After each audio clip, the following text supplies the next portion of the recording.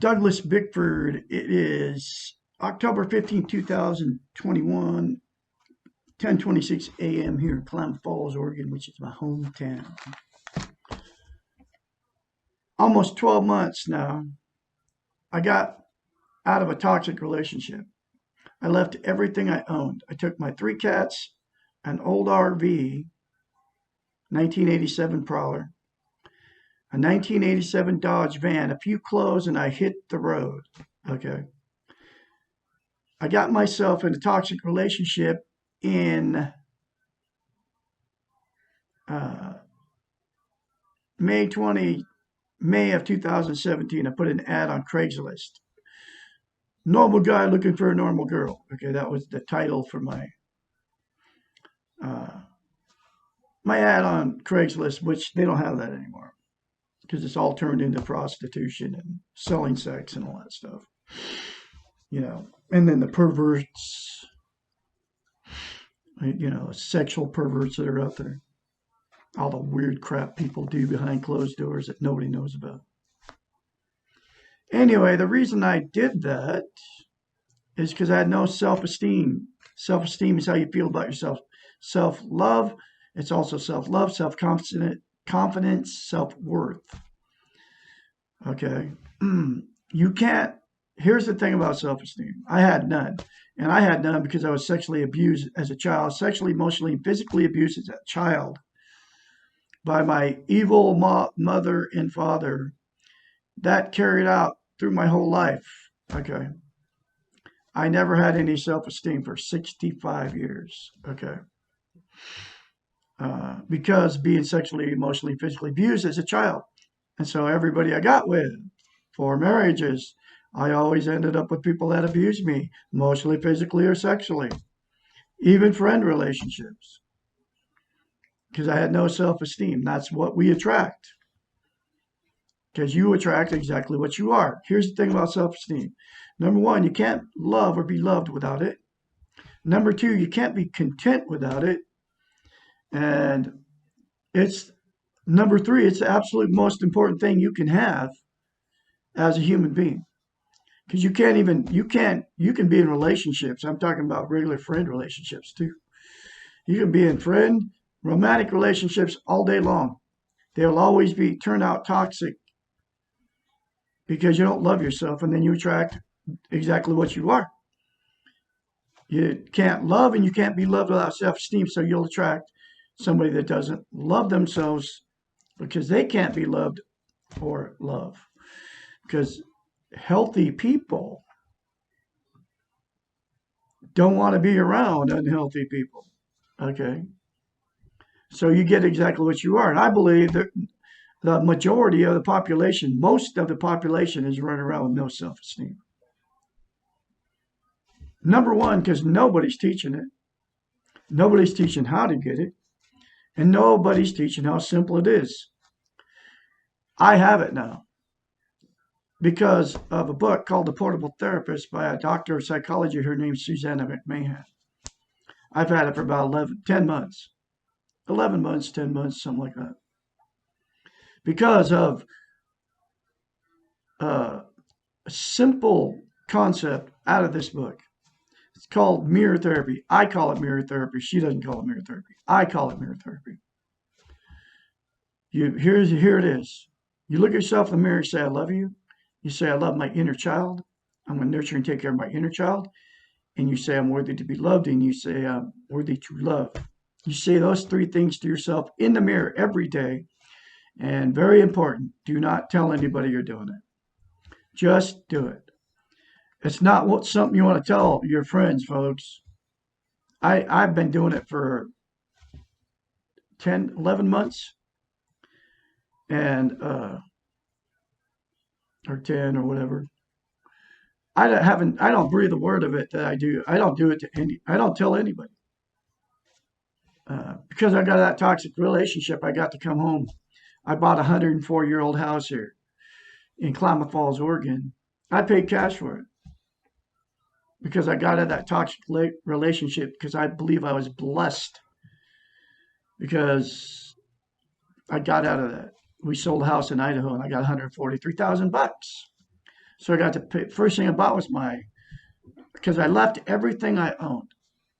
Okay, all of it, my life's everything I had, and I was running for my cat's life. That's why I left everything. She threatened to kill my cat. She already killed two. That's what people with no self-esteem do. They'll harm you, your children, or your animals. Anyway, you say those three things to yourself in the mirror every day. Don't tell anybody you're doing it. It's not something you want to tell somebody, folks. I don't tell anybody. I don't tell anybody what I do here on YouTube because nobody understands it. They won't understand it. Okay, they'll criticize you, then you won't do it. So just avoid it by not telling anybody, and just do it. Because what'll happen to you is all good things if you once you attain self-esteem. Because, like I said, it's the absolutely most important thing you can have as a human being. We were made to be social. Without self-esteem, you can't be social. You can have relationships, but you will never have a healthy one without self-esteem because you get exactly what you are. And the other thing about self-esteem, you can't be content without it. And here's how people try to get content: drugs, alcohol, sex, TV, religion is a huge one, material possessions, and then you'll use another relationship to get content. Because every relationship you get in without self-esteem will turn toxic to each other. That's why the divorce rate. That's why you've been married more than once. That's why you've broke up with countless people, whether it's a man or a woman. Because you can't love and be loved without it. And that's what you get is somebody that won't love you. That's the way it is. Okay. Ikush Iwa. That's a Warm Springs Native American dialect for the way it is. So Ikush Iwa is the way it is. And there's nothing we can do about it. It is. It's just the way it is. I don't know why it is this way, but that's the way it is. And you can't be content. I believe that they're taking away our self-esteem on purpose. Facebook, YouTube, television, religion, because people with no self-esteem feed the machine. Buy, buy, buy. New cars, new houses, new clothes, new relationships. And then, you can't get personality disorders. It will cure personality disorders if you get self-esteem. It'll cure drug addiction, alcohol addiction if you get self-esteem. Okay. I've been clean of any kind of drugs for probably a year now, over a year.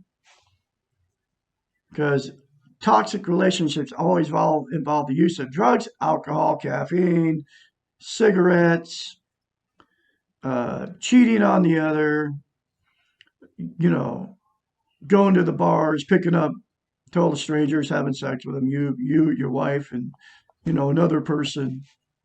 That's all destructive behaviors. Okay, to your inner self. Okay, to your inner child, and then you'll jump in another relationship. One will fail, and then jump right in and get another one. Okay. Anyway, that will cure you. Attaining self-esteem will cure you of all that mess. You'll be able to live alone. You won't condemn, judge, criticize people anymore. Because we are all connected. You're connected to those people that you are criticizing, judging, condemning. You all know what gossip is. Oh, he did this, she did that. And then you don't even know why you're lost. You're psychologically lost without self-esteem. You are. Now, I can be your mentor. You start going through the change if you do that, and you don't tell anybody you're doing it. 458-232-5238. That's my phone number. Okay. I can help you. I'm the only, and the reason I'm doing this on YouTube, because number one, nobody's teaching it. Number two, nobody's teaching you how to get it. And number three, nobody's telling you how simple it is. It's very simple. But the mirror therapy thing, those three things in the mirror, the very first time you do it, you have to force yourself to do it. And do you know why? Why? Because you cannot lie to yourself in the mirror. I can say it very confidently. I love Douglas A. Bickford. I love my inner child. I'm nurturing and take care of my inner child. I'm worthy to be loved and worthy to love. It's absolutely necessary for you to say those three things to yourself in the mirror and keep doing it, no matter what. That's why you don't tell anybody. You will never attain self-esteem unless you do that to yourself in the mirror. And then continually say good things about yourself. Because self-esteem is like lifting weights. You have to keep doing it in order for it to stay with you. Okay? Because if you quit lifting weights, then you lose it and you have to start all over again. Just keep doing it. It's not a big deal. It'll take you 3 minutes or, a minute in front of the mirror. Excuse me. If you're in front of the mirror every day anyway, instead of saying negative stuff about yourself, which we all do, I don't do it anymore. Everybody does. Okay, I don't care who you are. You can't lie to me and say you don't. You look at yourself in the mirror, you get older, man. It's like you start looking at everything and go, ah. You can't look, you don't want to look at the reality of life. Okay. Anyway, say good things about yourself in the mirror. Start out with those three things that I just told you. Okay. It'll change you from the inside out. Serious. It'll make you appreciate the small things in life. The birds chirping, the fresh air, your hot and cold running water in your house, your soft bed. You'll appreciate your animals, your little pets that you got, whether it's a dog, cat, or whatever it is. And I mean, it's amazing how it changes you. You won't be relationship jumping anymore. You'll turn the television off. You won't even watch that stuff anymore because it's all negative that comes in your subconscious. They get us in the morning. 5 o'clock it starts on the television and the radios. Half hour on the half hour. All the way up till like 11 or, noon or something. I think it's till 11 and then noon, all the daytime soap operas and all that stuff start. And then they get you again, start at 5 o'clock at night. So they get you before you go to work. They get you in your radio on your way to work with negative stuff and you're going into your subconscious. Then as soon as you come home, turn on the evening news. Then you get all the negative all the way up till 11 o'clock at night. The same stuff over and over again in your brain. And then that's what you go to sleep with. Then in the morning, it starts all over again. Here's what people do. You wake up in the morning, you put on a pot of coffee, you turn on either the radio or television, start watching all the bad. And then you start getting all that in your subconscious. Coffee for sure. So you're getting caffeine and a stimulant. I don't drink it anymore because it's a stimulant. And if you smoke, you light up a cigarette. Or if you vape, you start vaping. Right, which is liquid nicotine along with a bunch of chemicals. Coffee, smoke, vape. Morning news. You get home. Coffee, smoke. Then you drink alcohol, okay, to go to sleep at night. Then you wake up, you start the whole process all over again. And then Monday through Friday, you do all that. Morning, noon, and night. Then on the Friday night, then it's a party night. Go out, drink beer. It doesn't even matter. You can drink one beer, go to whatever. You always drink a beer with it, or a glass of wine. And if you smoke a cigarette. And then the whole weekend, it's just a 7-day week, 7 days a week.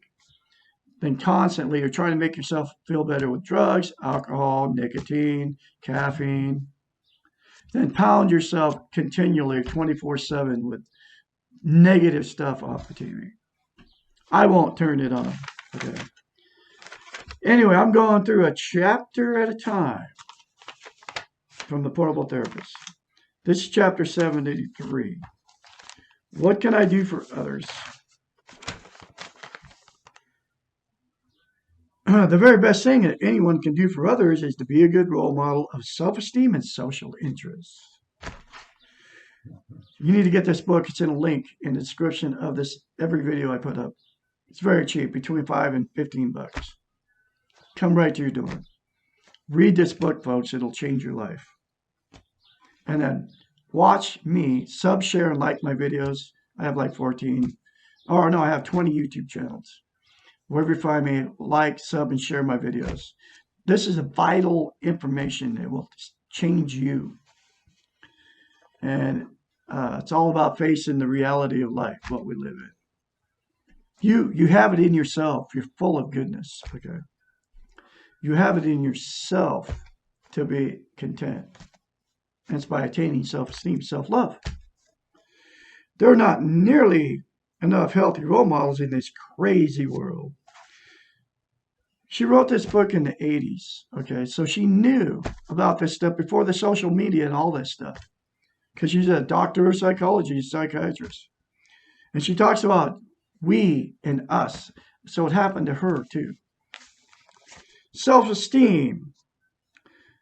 By loving yourself, which you can love yourself by doing those 3 things in the mirror, taking care of your needs, and practicing self-esteem, which I just talked about, those 3 things, because you have to take care of yourself like you would treat a loved one. Practicing self-esteem, you will be providing a visible, balanced, and positive model for others if they choose to change. By practicing acceptance, lack of guilt, encouragement, taking responsibility for yourself, and being centered, you will be demonstrating that this is possible, and you will be teaching others by your example. This is the most powerful type of teaching, even though often we are not aware of what we're modeling for others. Much of practicing self-esteem involves nonverbal behaviors, and these can only be learned from demonstration. The paradox here is that the more you do it for yourself, the more powerful a model to others you will be. And I've been doing this for ever since I left her almost 12 months ago. I started taking care of my own self because I took care of her needs, gave her everything, all my money, all my time, and everything. And now I'm doing all that for myself. The old saying, practice what you preach, is relevant here because in this example, you do not need to preach, just practicing is enough. I'm preaching to you preaching to you how to get self-esteem so you can be healthy and take care of yourself. Take care of your own needs first before you take care of somebody else's. Okay? If you can accept yourself and stop trying to be perfect, I'm teaching her concepts out of this book. Because nobody's doing it, folks. Absolutely nobody. All over the internet, television, doesn't matter, Facebook, YouTube, nobody's teaching this. And how simple it is. Because you can get it just by saying those 3 things to yourself in the mirror. That's how simple it is. If you can accept yourself and stop trying to be perfect, then you can accept others with their imperfections. This acceptance is very powerful and allows others to begin to accept themselves. If you can forgive yourself for your mistakes, which we're human, we all make mistakes. I've made many, but I'm not no more. I have forgiven myself for all my mistakes. I mean, I've made who knows how many. But, and learn from them, others around you will perceive that there is a choice in how they treat their own mistakes. They may not choose to learn from you, but they will not be able to use the old justification. Everybody else is trying to be perfect. When you let go of guilt and self-punishment, and you know what guilt does to you. Guilt brings more guilt. It's like you drink. You know you got a problem with it. And you're punishing yourself by drinking, okay? Because it's destructive to you. You do destructive things when you're drunk. I mean, you're destroying your body, okay? So you're punishing yourself. So that's why I say to myself, I will not live in guilt in the past. I will not live in anxiety in the future. I will live in the present because that's all we have. I'll live the future when it comes, which is a second at a time. I don't have any control over the future. And I can't do anything about all my past stuff. So I have to let it go. And I can't live in guilt. Okay. When you let go of guilt and self punishment, you model the possibility that these are not necessary. Every time you say no to someone, you are giving them the right to say no to you. If you can say no without guilt, you are giving them permission to do so. By taking care of your own needs, you're allowing others to take care of their needs. When you take risks, others are more apt to take risks, and so it goes. We are affected by those around us. We do respond to encouragement and support, and we do react to the negativity and discouragement in the world. We need a lot more of the positive to counteract the negative. You can be a positive force in the world, and that's by saying positive. Turn off your television. Uh, say positive stuff about yourself all the time, continually. That's what I do because you all are worthy of love. You're beautiful people. All of you out there. That's why you can be that's how you can be a positive force in the world. And the television is negative. The radios are negative. It's all negative coming into your subconscious. You can change it all by making the choice to say those three things in the mirror and turn off your TVs and radios and quit listening to these maniacs feed you that stuff that's totally out of your control. Because you can't do anything about the future. You can't do anything about the past. But they bring all that stuff into you and tell you what the politicians are doing, what the presidents are doing. This is all over the planet. I believe they created television just to do that to us. And the radio is the same thing. Because you feel bad about yourself because everybody's like so perfect and you want to be like them, like the Sean Hannitys, the Tucker Carlsons, the Rachel Maddows. That these people are all rich and they got everything and you just want to be, and the country stars and the rock stars. You want to be like them so bad. You want to have all their money and fame. And then you look at that and then you look at yourself like, if I could only be like them. Yeah, no, you are unique. You are a beautiful person. You can do whatever you want to do. Okay. Be positive, folks. I'm serious. One of the most powerful things that we can model for others is unconditional love. When we have self-esteem and practice unconditional love for ourselves, we model this by our very being. We do not have to do anything. We are demonstrating by being. By allowing ourselves to be, we allow others to be. By not externalizing and blaming, we stop the blame game. All these provide a safe place for others, and people desperately need safe places. Social interest does not force change upon others. Rather, it allows change to occur and encourages positive change. Social interest, the extension of self-esteem towards others, fosters growth and development. We need others to teach and to learn from. We need others to interact with, to share discovery of ourselves, to rejoice with them in their discoveries.